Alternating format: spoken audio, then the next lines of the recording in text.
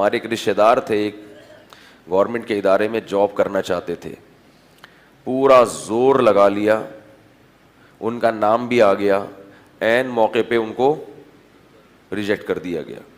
بڑی دعائیں مانگی تھی انہوں نے، بڑی دعائیں مانگی تھی، گورنمنٹ کی بہت اچھی جاب تھی وہ، مگر میں ان کو دیکھ رہا تھا کہ ان کا منہ لٹکا ہوا ہے اور بہت پریشان کہ یار ساری دعائیں کیا ہو گئیں، رد ہو گئیں.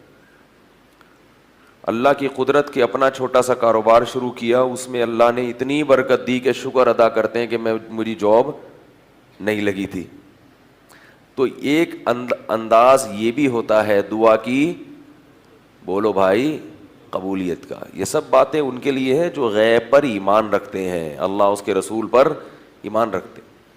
یہ بھی دعا کی قبولیت کا ایک انداز ہوتا ہے کہ آپ کو وہ چیز نہیں ملی، اس کا کوئی آلٹرنیٹ مل گیا، متبادل مل گیا جو اس سے بھی اچھا تھا.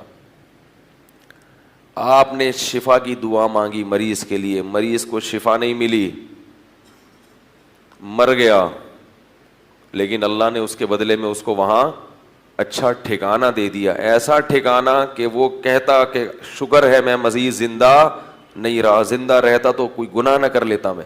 تو یہ بھی اللہ نے آلٹرنیٹ دے دیا نا، متبادل. صحابہ کرام جب غزوہ احد میں شہید ہوئے ہیں، بہت زیادہ نقصان ہوا ہے، تو اللہ نے فرمایا کہ اس شکست میں ایک مصلحت یہ بھی تھی، وَيَتَّخِذَ مِنْكُمْ شُهَدَاءَ، اللہ تمہیں شہادت کے مرتبے پر فائز کرنا چاہتا تھا، شہادت کی فضیلت دینا چاہتا تھا. یہ بہت بڑی فضیلت ہے اللہ کی نظر میں. تو بعض دفعہ دعا ایسے قبول ہوتی ہے، اور بعض مرتبہ دعا ایسے قبول ہوتی ہے کہ جو چیز آپ مانگ رہے ہیں وہ نہیں ملتی، لیکن جو مصیبت آپ پر آنے والی تھی اللہ اس کے بدلے میں اس مصیبت کو آپ سے ٹال دیتے ہیں. آپ کا بیٹا بیمار ہے، آپ دعا مانگ رہے ہیں اللہ اس کو ٹھیک کر دے، ٹھیک کر دے، ٹھیک کر دے. اللہ کے علم میں یہ بات تھی کہ اس کا دوسرا بھی بیمار ہونے والا ہے، اس کو بھی کیا ہونے والی ہے، بیماری. تو پہلا والا تو ٹھیک نہیں ہوا، لیکن دعاؤں کی برکت سے دوسرے سے بیماری کو اللہ نے ٹال دیا.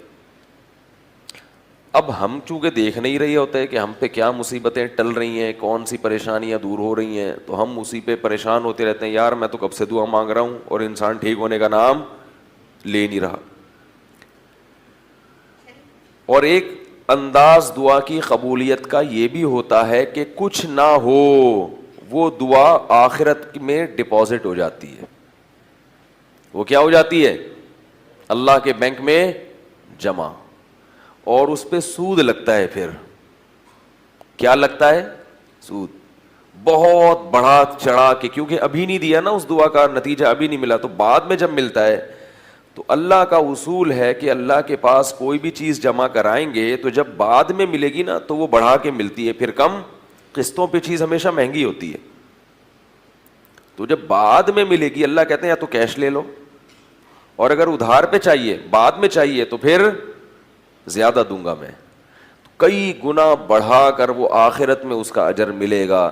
اور جب انسان اپنی آنکھوں سے اس دعا کے اثرات کو دیکھے گا تو وہ کہے گا کہ کاش میری کوئی بھی دعا قبول نہ ہوتی.